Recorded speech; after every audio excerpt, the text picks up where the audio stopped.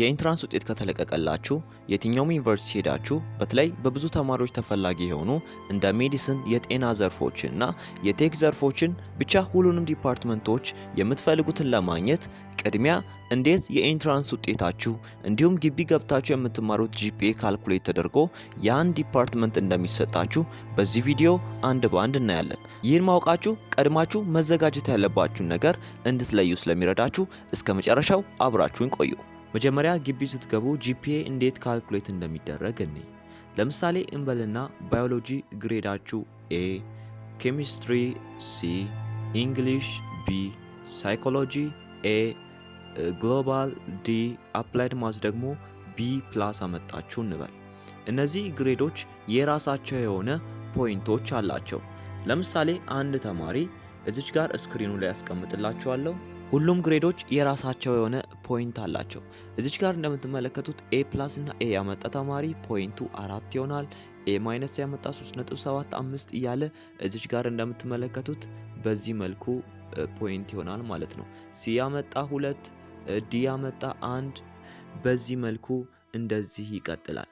ስለዚህ ፖይንቶቹ እነዚህ ይመስላሉ። ግሬዶቹን በዚህ መልኩ ከዘረዘርን ፖይንታቸውን አሁን ያየነውን ፖይንት እዚህ ጋር እንጻፍ። ባዮሎጂ ኤ ስላመጣን 4 ብለን እንጻፍ።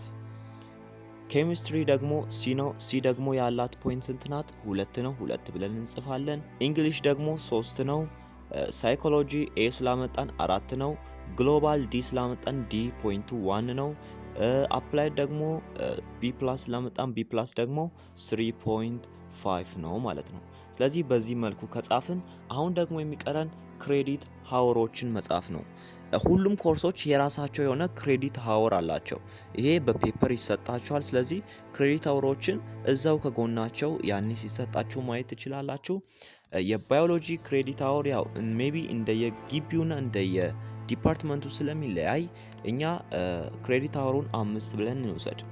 የባዮሎጂ ክሬዲት ሃወር 5፣ የኬሚስትሪም 5፣ እንግሊሽ 3፣ ሳይኮሎጂ 5፣ ግሎባል 2፣ አፕላይድ ደግሞ 4። አሁን ደግሞ ስራችን ማባዛት ነው። ስለዚህ ኳሊቲ ፖይንቱን ለማባዛት ምን እናደርጋለን? ክሬዲት ሃወር እዚች ጋር ያከበብኩላችሁን ክሬዲት ሃወር ሲባዛ እዚች ጋርም ያከበብኩላችሁን ፖይንት እናበዛና እዚህ ጋር እናስቀምጣለን። ስለዚህ የባዮሎጂ ክሬዲት ሃወር 5 ነው። 5 ሲባዛ 4 ስንት ይሆናል? 20 ብለን እንጽፋለን። ወደ ኬሚስትሪ እንምጣ። 2 ሲባዛ 5 10፣ 3 ሲባዛ 3 9፣ 4 ሲባዛ 5 20፣ 2 ሲባዛ 1 2፣ 4 ሲባዛ 3.5 14። በዚህ መልኩ ከጻፍን በኋላ የክሬዲት ሃወሮችን ድምር ከታች እንጻፍ። ክሬዲት ሃወሮችን እንደ 5 ሲደመር 5 ሲደመር 3 ሲደመር 5 ሲደመር 2 ሲደመር 4 ስንት ይመጣሉ? እኚህ በሙሉ 24 ይመጣሉ። አሁን ደግሞ ሁሉንም ኳሊቲ ፖይንቶችን እንደምራቸው። 20 ሲደመር 10 ሲደመር 9 ሲደመር 20 ሲደመር 2 ሲደመር 14 ስንት ይመጣል? 75። ስለዚህ አሁን ጂፒኤ ካልኩሌት ለማድረግ ጂፒኤ ኢዝ ኢኳልስ ቱ ኳሊቲ ፖይንታችን ወይም ሁሉንም የደመርነው ስንት መጣለን? 75። ስለዚህ 75 ሲካፈል ክሬዲት ሃወሩ ስንት መጣለን? 24። 75 ሲካፈል ለ24 ስንት ይመጣል? 3.125 ይመጣል ማለት ነው። ስለዚህ አንድ ተማሪ ጂፒኤው ስንት አመጣ ማለት ነው? ከ4 3.125 ጂፒኤ አመጣ ማለት ነው። ይህ ተማሪ ጂፒኤ 3.125 አመጣ ማለት ነው። ታዲያ እንዴት ተደርጎ ነው ዲፓርትመንት የሚሰጠው የሚለውን አሁን እንመልከት። ለምሳሌ ሐዋሳ ዩኒቨርሲቲ 70% ጂፒኤያችሁ ውጤት 30% ደግሞ የኢንትራንስ ውጤታችሁ ይሰላና ከመቶ አቨሬጅ ከወጣለት በኋላ በዛ ውጤታችሁ ዲፓርትመንት ትወስዳላችሁ ማለት ነው። እንዴት እንደሚሰራ እንመልከት። ለምሳሌ ይሄ አሁን የሰራነው 3.125 ጂፒኤ አምጥቷል። ስለዚህ 70% ነው ብያችኋለሁ። ሲባዛ በ70 እናደርገዋለን። ሲባዛ በ70 ስንት ይመጣል? 218.75 ይመጣል። ይሄንን ደግሞ ለ4 እናካፍላለን። ምክንያቱም አጠቃላይ ጂፒኤው 4 ስለሆነ 218.75 ሲካፈል ለ4 እናደርገዋለን። ከዛ ስንት ይመጣልናል? 54.68 ይመጣልናል ማለት ነው። ይሄኛው የጂፒአችሁ ውጤት ነው። አሁን ደግሞ ወደ ኢንትራንሳችሁ እንምጣ። ለምሳሌ አንድ ተማሪ ኢንትራንስ 450 መጣ እንበል። 450 መጣ። ስለዚህ የሚያዘው 30% ነው። ሲባዛ በ30 እናደርጋለን። 450 ሲባዛ በ30 ስንት ይመጣል? 13500 ይመጣል። 13500ን ደግሞ ለ600 እናካፍላለን። ኢንትራንስ አጠቃላይ ከ600 ስለሆነ ለ600 ነው የምናካፍለው፣ ለአቨሬጁ ማለት ነው። ስለዚህ 13500 ለ600 ስናካፍል ስንት ይመጣል?